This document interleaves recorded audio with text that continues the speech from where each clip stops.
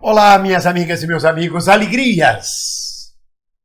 Hoje nós vamos dar continuidade à série Senta que lá vem história, episódio 9, retratando exatamente hoje o descenso das lutas operárias com a declaração de guerra do Brasil na Primeira Guerra Mundial e como chegaram ao Brasil as notícias da Revolução Bolchevique na Rússia.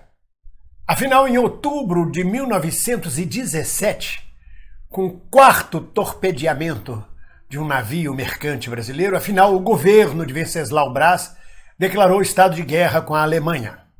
Isso acendeu o sentimento patriótico e nacionalista do Brasil inteiro.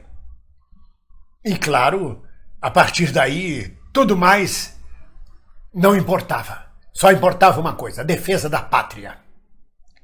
Não é à toa que os fascistas sempre recorrem a guerras, a questões patrióticas para unir em torno de si a nacionalidade. Os generais argentinos durante a ditadura da Argentina tentaram isto. A Guerra das Malvinas. O tiro saiu pela culatra, porque eles perderam a guerra. Perderam a guerra, o povo argentino foi chamado ao patriotismo e ao nacionalismo, eles perderam a guerra e levaram toda a culpa da derrota. E a ditadura argentina desabou. Não é à toa que os anarquistas sempre detestaram as posições nacionalistas e patrióticas. Sempre foram internacionalistas. Aliás, era uma posição que nós deveríamos ter sempre. Porque já desde o século XIX, o capital passou a ser internacional. E no século XX, o capital financeiro se tornou profundamente internacionalista. E hoje são os grandes conglomerados internacionais que dominam a economia mundial. Você não sabe nem de onde vem o dinheiro. Não é mais aquele patrão, dono da fábrica. Não é mais a figura do fulano de tal, que é o chefe. O dinheiro entra e sai de grandes corporações, você não sabe quem é o dono. Você não sabe exatamente quem é o patrão. Porque o capital tornou-se exclusivamente internacional. Então, por que não, mais um motivo para a luta dos trabalhadores de todo o mundo, tornar-se cada vez mais internacional? Quando eu vi o Bolsonaro na televisão, à noite, no pronunciamento que ele fez, logo no início ele falou, eu sou um militar, eu sou um patriota. Ele apelou logo para o sentimento patriótico dos brasileiros. Como há tempos atrás ele apelou, dizendo que quem dissesse que estava acontecendo desmatamento e incêndio na Amazônia era um antipatriota, era um traidor da pátria. Porque o patriotismo une até o mais beócio dos cidadãos, o mais nécio dos cidadãos. Porque é a defesa da pátria, da sua terra que está ameaçada. O que é uma bobajada, porque por trás dessa defesa da pátria continuam os grandes interesses dos grandes capitalistas, usando a massa de manobra e sobretudo os filhos dos pobres como bucha de canhão nas guerras que eles promovem. Mas isso é uma teoria anarquista, socialista. O assunto nosso aqui hoje é a história do Brasil, a história das lutas dos trabalhadores do Brasil, sobretudo durante o século XX. Então, quando o Brasil finalmente declara guerra à Alemanha, o sentimento patriótico e nacionalista é usado. Vamos nos unir todos na defesa do Brasil. Empresas alemãs, clubes alemãos foram fechados, alemães foram perseguidos no Brasil. Os operários das indústrias de tecidos que estavam em greve no Rio de Janeiro imediatamente pararam a greve para poder produzir tecidos, para fabricar tecidos, para fabricar fardas para os soldados brasileiros. E o movimento operário entrou em descenso, em recesso. Sem contar que também as federações operárias estavam sendo perseguidas, os sindicatos. O chefe de polícia do Rio de Janeiro, o tal do Aurelino Leal, fechou a Federação Operária. Já tinha fechado antes a Federação Operária. Mas o anarquista José Oiticica, bastante desaforado, mandou uma carta para ele dizendo: o senhor Aurelino, é o seguinte, o senhor fechou a Federação Operária que só tinha 5.000 associados. Mas não adianta porque a gente está muito mais forte agora com a União Geral dos Trabalhadores, que tem 30.000 associados. Ou seja, o senhor abafa uma coisa aqui que cresce muito mais do outro lado. É muito desaforado, né? José Oiticica, um dos maiores anarquistas, um dos maiores lutadores pela classe trabalhadora do Brasil. E além do grande sentimento patriótico e nacionalista que veio com a declaração de guerra, onde os trabalhadores todos se empenharam no esforço de guerra brasileiro, veio também a declaração do estado de sítio, por causa da guerra. Proibidas as reuniões, proibido o funcionamento de várias entidades. E também o fechamento da imprensa que fosse contra a guerra, sobretudo a imprensa anarquista e socialista, que pedia a paz, que não queria ver a mortandade dos trabalhadores brasileiros. Então isso provocou um grande descenso no movimento operário brasileiro a partir do final de 1917. E aí entrou tudo em guerra, e o sentimento patriótico, todas as instituições apelando ao patriotismo, clubes de tiro, as pessoas treinando tiro ao alvo para defender a pátria. Imagina, vocês chegavam notícias das montanhas de Ouro Preto, ecos de tiros, de pessoas treinando tiro nas montanhas de Ouro Preto. Oh, meu Deus do céu, se os alemães fossem invadir isso aqui... Não ia ser aquelas porcarias daquelas espingardas de matar passarinho, Ouro Preto, lá no sertão de Minas, lá pra cima, lá pra dentro, que ia barrar a entrada dos alemães. Vocês imaginam o que é? Eu sou mineiro, um bando de mineiro na mata, dando tiro de espingarda. Vamos lá, os alemães podem chegar a qualquer momento. E a maioria bocó, jeca, porque lá do interior, perguntando o que é alemão. Você é alemão? Você é alemão? Imagina a loucura que é isso. Mas mobilizou-se a imprensa nacional, a imprensa burguesa, a igreja, o cardeal Sebastião Lemes, arcebispo de Olinda, fez um apelo, disse que cada vapor brasileiro que era fundado era um pedaço da pátria que naufragava. O bispo de Campinas fez um apelo aos trabalhadores rurais para que ganhassem consciência nacional e produzissem mais cereais para poder abastecer o campo de guerra.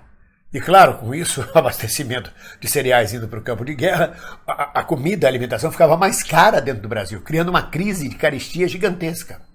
O fechamento dos semanários, dos jornais da imprensa anarquista e socialista também contribuiu muito para o descenso da luta. Ainda assim, alguém tentou resistir, vários tentaram resistir. Foi o caso de Otávio Brandão, lá em Alagoas e Maceió, que publicou um jornal pedindo a paz contra a guerra. Teve que sair, teve que fugir para o Recife, porque a população empastelou o jornal. E quando ele voltou, afinal, para Maceió, o povo queria apedrejá-lo. É um erro de cálculo, né? Há momentos em que o fascismo domina, há momentos em que o patriotismo, o nacionalismo exacerbado domina qualquer raciocínio. Não é à toa que o nazismo chamava-se nacional-socialismo. A proposta de Hitler era, sobretudo, nacionalista, patriótica, Alemanha forte, über alles. E ao mesmo tempo em que esse estado de guerra se instalava, começava a chegar ao Brasil as notícias da Revolução Bolchevique na Rússia.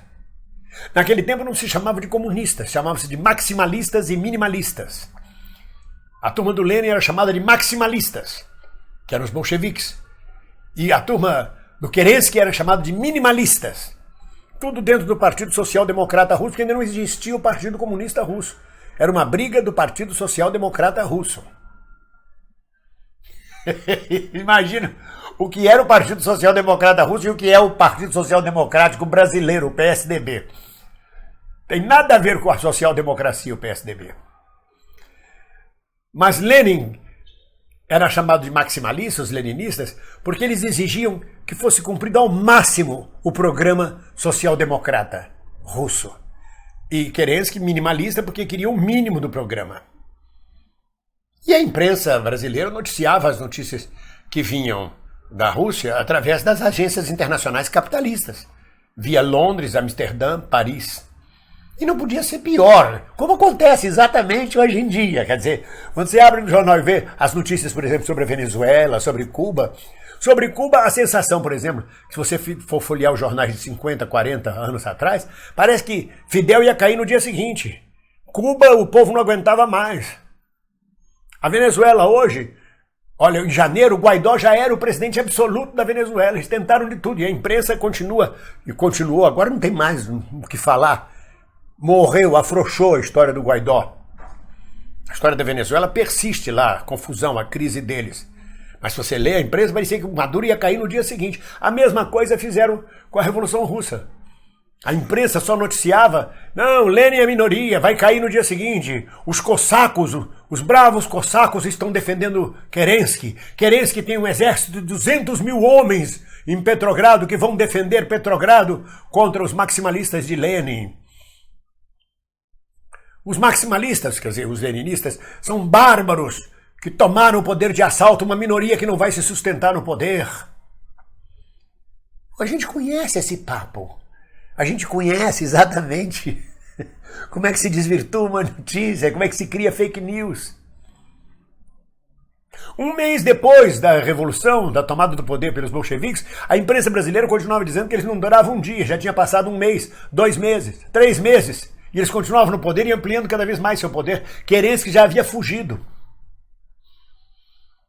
Mas a imprensa brasileira, da época, a mídia burguesa, batia no teclado de que aquela Revolução Russa ia acabar e que os russos brancos, comandados pelos bravos e valentes cossacos, iam acabar com a Revolução Socialista. Foi quando Astrogildo Pereira começou a escrever num jornal chamado O Debate, denunciando e dando as notícias verdadeiras, denunciando a mídia burguesa e dando as notícias verdadeiras.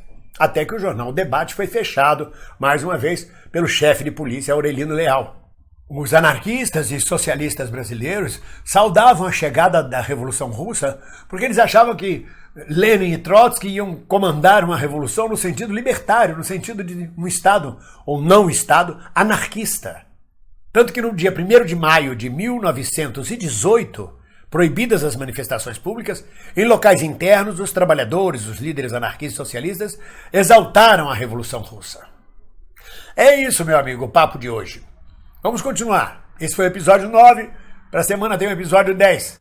Nós vamos ver no próximo episódio, no episódio 10, a greve da Cantareira no Rio de Janeiro, da Cantareira Companhia de Barcas do Rio de Janeiro, e os planos para derrubar o governo, por volta de 1921, tendo à frente, entre eles, José Oiticica. Um abraço para vocês todos e continuamos na luta.